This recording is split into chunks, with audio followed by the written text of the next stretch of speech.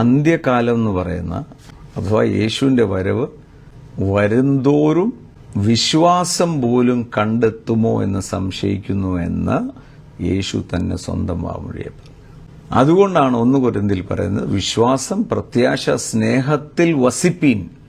സാഹചര്യങ്ങൾ വഷളാകും തോറും ഹൃദയത്തിനകത്തെ വിശ്വാസം പോവും. 1.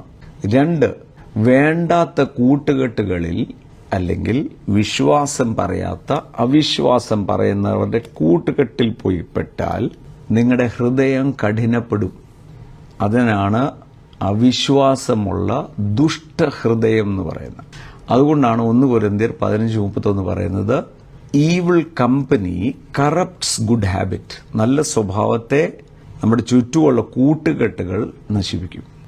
റോമർക്കെഴുതിയ ലേഖനം അതിന്റെ 8-ാമത്തെ അധ്യായത്തിൽ, for what the law could not do, 3-ാമത്തെ വാക്യം, in that it was weak through the flesh, God did by sending his own son in the likeness of the sinful flesh on account of sin.